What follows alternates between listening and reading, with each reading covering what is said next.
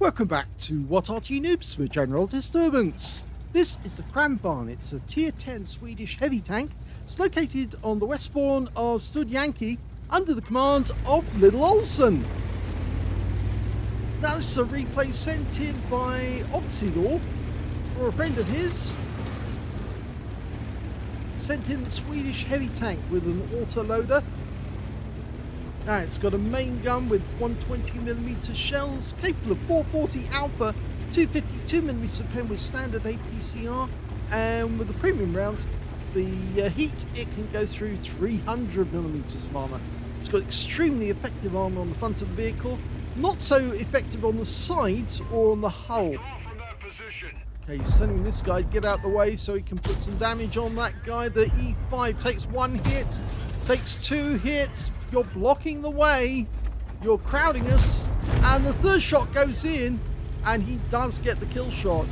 Now that Object 277 just blocked us and was extremely silly, because obviously with an autoloader like this, you don't want to block it. He's also got very good gun depression, 12 degrees of gun depression, which of course the 277 doesn't have. Okay, he's loaded. Now he has got a viable target there in the IS-7. The 277's decided to go the other side, which is probably the correct thing to do. Now they could move up at the moment, and I'm wondering if he's considering that, because if it's to move up and use the wreck of the TE5 as the blocking material, the extra armour, he'd have to watch out for the shots coming from the north. There's a Batchat 25 ton up there, but he must be considering it right now because he's got no target there. And if he stays where he is at the moment, he's not going to get any damage. At least if he moves over to where the E5 is, he might be able to shoot at the tanks up in the north, as well as these guys over here.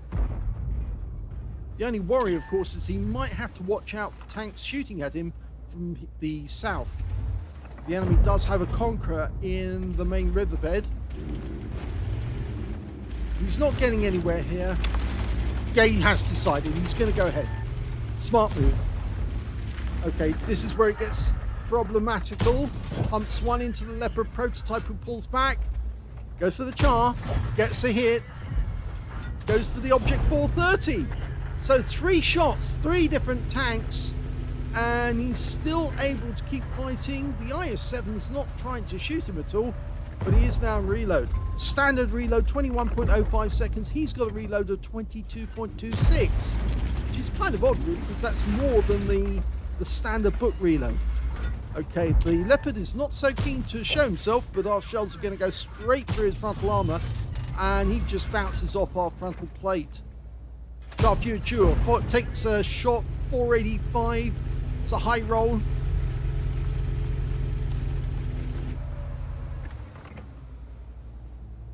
Okay. IS-7 is now taking a look, and he's obviously going to consider us as a viable target. Of course, he knows the frontal armor on the Kranvagn is very, very strong. Okay, these guys are not happy. They're engaged in confrontation. Oh, lovely shot. Takes out the 430. And he gets the Sharpshooter 4 as well, but he did take a clobbering because the IS-7 chose that moment to fire into the side of his turret when it was turned. And he got a direct hit, 497. Okay, so he's blocked another shot with his frontal armour. Okay, his teammates are now going around the outside because there's nobody up in the north. And this is where the IS-7 really suffers. Yep, that one went through his upper plate. Chose to do the Viz 51 instead. Actually got his third shot into the IS-7, pulls back to reload. He's now up to 6,000 hit points of damage. And that Chieftain just took a hammering. So the IS-7's reloading. We're almost complete on our reload, and now we might be able to get the IS-7. No, the Chieftain wants him instead. He gets the kill. And now we're bullying these guys. The T-62A takes one. The TNH takes the other. Go for the T-62A. Yep, gets that one in. But he did take one hit from the Viz 51. As he pulls away, he's probably going to take another round. No, he doesn't. He's lucky. He gets away with it. And the TNH has gone down. T-62A is still alive, but we can ignore him now because there's other fish to fry. Yep, that guy's going to be dead soon. Okay, the other enemy are down in the south. There's no Arty in this game, so we don't have to worry about being hit. And in fact, actually, that T62A is out the game. And we're already trying to find that Gorilla 15. Best not to go up on the ramp. He's found him. Now, he's going to attract a lot of fire momentarily. We want to be the ones putting the shells in if we can. He's somewhere behind that building. Oh, he's just the other side of the mound. That's why he's protecting himself. Gun shield. Yep, gets it in. Hunt those rounds into the gun shield. Yep, another hit and he's dead. And he gets the kill. 3 kills. There's only 4 enemies left. T57 Heavy down in the south. An ST1. The Champion Chew 4 is over on the west side. In fact, he's managed to kill all of the rest of our teammates over there. We're almost complete on reload. Here's the T57 Heavy. Go for the cheeks. Yep. Gets the first one. Gets the second one. Can he get the kill? Oh no! Just misses out on the kill. And he takes a 120mm round in return. But he's got help now. That 277 is finally proving his worth. And he gets the kill on the T57 Heavy. There's only 3 enemies remaining. LilOlson's been incredibly aggressive. And it's really worked well. Oh, what have we got here? Somebody has managed to flip themselves in a very unusual position. Now, that wasn't a hit. That was. And that was. I thought the tortoise... I thought he missed the hitbox. But can he get a shot on the tortoise? He's waiting for his reload to go in. That guy is actually being squashed by the 430 at the moment. He's on top of him. Yeah, he's humping him. He managed to flip himself over. And the kill shot goes to the 277, which means there's only 1 enemy left, the Charfuture 4, and we're fully loaded, ready to rock and roll. And he's platooned, and he platooned with the 277, who originally was a bit of a nuisance to him, and now it's actually turned out to be very, very helpful indeed. They both got 3 kills. This is a good game. Very effective. LilOlson made exactly the right choices, and the game is over. It's a victory. Here's the end of battle stats. That was an ace tanker game for LilOlson in the Kranvagn. He managed to get a spotter badge for spotting at least 1,000 hit points of damage, a fire for effect for doing more damage than hit points to his own vehicle, a hand of God for surviving the battle, having received damage from at least 4 different enemy tanks, a Brothers in Arms for being able to kill at least 3 enemy vehicles and being in platoon with somebody else who managed to get at least 3 kills, as well as a high caliber for dealing the most damage in the game. And on top of that, he got a Confederate hitting more of the enemy than anyone else on his team. His win rate, 11,422, which is super unicum and a lot more. Let's have a look at team score.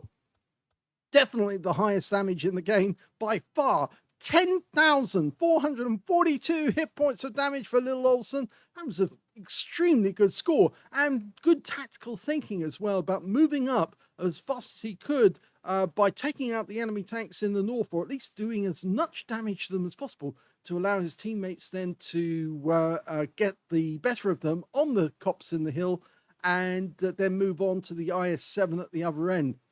He also, the second highest damage in the game, went to the 277 he was platooning with, 4,517. He finally realized this player to actually move out the way and let LilOlson get on with it. And he picked up a Brothers in Arms and a steel wall. His name was Just Honza. And in third place on damage was the Charfuture 4 on the enemy team with 2,964 hit points of damage. I think that was the player down in the south who was actually playing with platoon in the with the ST1. When it came to kills, it was the 277 that benefited. 4 kills he managed to get in the end. 3 kills went to LilOlson. Of course, the 277 benefited from the last kill of the game, but he actually did benefit very well from LilOlson's work, because of course he then stripped that IS-7 of huge amounts of his hit points and the other players down there, the Viz-51 and the Type 62A, and made it easy for Just Honza to go in there with his 277, his big 13cm main gun, to finish off the remaining enemy. When it came to base XP, it's LilOlson, yes, because of that massive amount of damage. 1,494 base. The next highest being, just Honza with 1,097 in his Object 277. And the third highest, well, that went to the Conqueror, who got 970, and he picked up a Spartan. He fired 27 rounds in that game. 26 direct hits on the enemy, good accuracy, 25 penetrations. Yes, he did fire a fair amount of heat rounds to get the pen, but they worked. And he also got 10,442 hit points of damage at close range. 9 hits received from the enemy, only 5 of which penetrated. A couple of those was from the IS-7, who took advantage of the shots that he was firing north because his turret was turned to one side.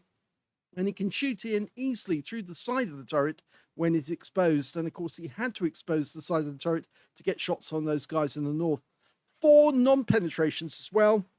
1,160 hit points of damage blocked by armor. He damaged 10 of the enemy, killed 3, and did 1,124 hit points of damage assistance.